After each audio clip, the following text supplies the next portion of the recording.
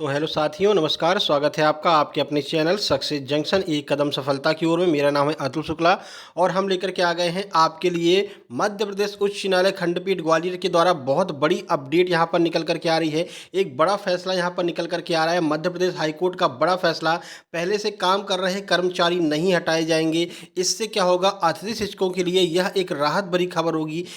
कैसा क्या मामला है, पूरी जानकारी आपको देने वाले हैं। उससे पहले वीडियो को लाइक करके चैनल को सब्सक्राइब कर लीजिए, जिससे कि मध्य प्रदेश में होने वाली सभी भर्ती परीक्षाओं की जानकारी सही समय पर आप तक पहुंच सके। चलिए पूरी खबर पढ़ लेते हैं। तो ये आज के अखबार की खबर है। पहले से कार्य कर रहे लोगों को हटाना अनुचित, ये हाईकोर्ट ने कहा है। मध्य प्रदेश हाईकोर्ट ने अपने एक आदेश में कहा है कि प्रदेश के स्कूलों में कार्यरत वोकेशनल ट्रेनर्स को हटा करके नई नियुक्तियां करना अनुचित है।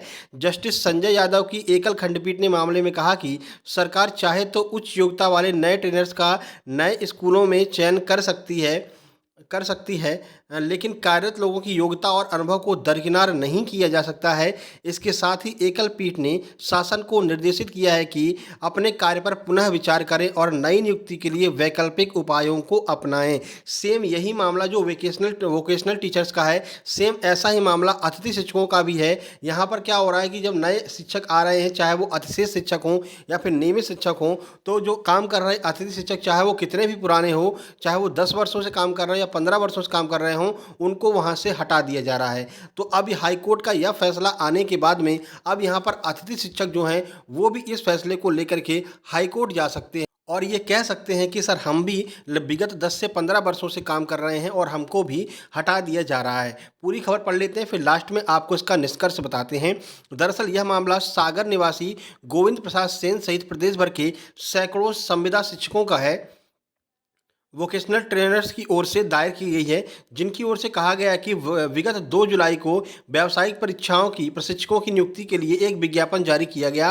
आवेदकों की ओर से कहा गया कि पूर्व से इस पद पर कार्य कर रहे प्रशिक्षकों को हटा करके नए सिरे से वोकेशनल ट्रेनर्स की नियुक्ति की जा रही है, जो कि अनुचित है। याचिकाकर्ता पिछले 10 वर्षों से भी अधिक समय से काम कर रहे हैं। इस विज्ञापन के चलते कार्यरत ट्रेनर्स को भी नए सिरे से पूरी प्रक्रिया यानी कि परीक्षा व साक्षात्कार से गुजरना पड़ेगा।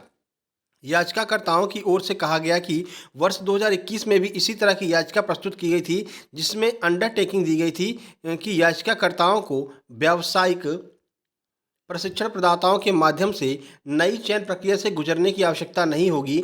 आवेदकों की ओर से कहा गया है कि उनका चयन परीक्षा देने के बाद ही हुआ है, अब वे अनुभवी भी हो गए हैं।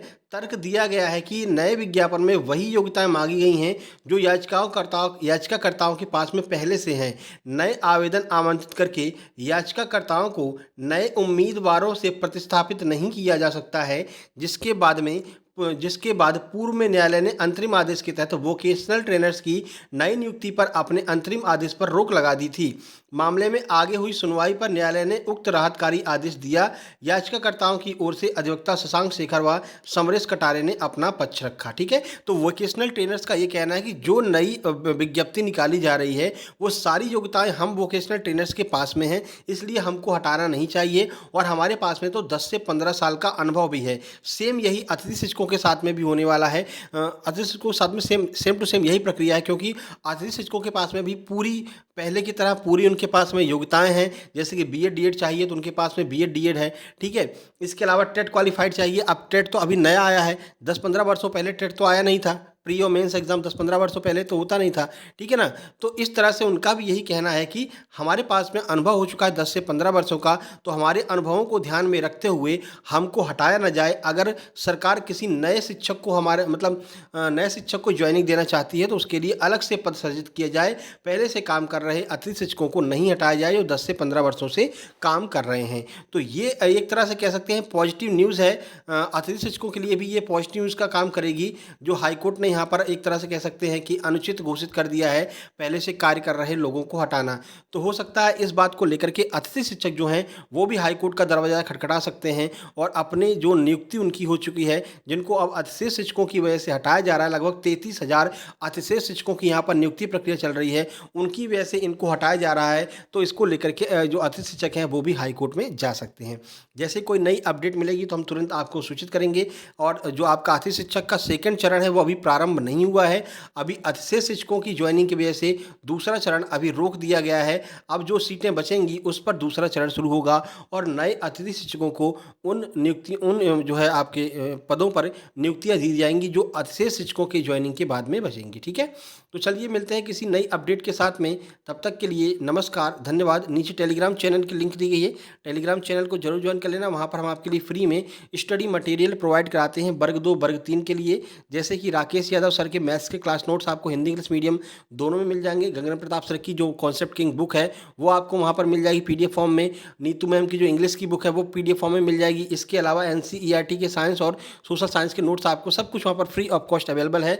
आप लोग जाकर के डाउनलोड कर सकते हैं, सर्च कीजिएगा सक्सेस जंक्शन लाइव, वो चैनल मिल जाएगा। डॉक्यूमेंट सेक्शन में जाकर के आप लोग डाउनलोड कर लीजिएगा और उस चैनल को ज्वाइन जरूर कर लीजिएगा।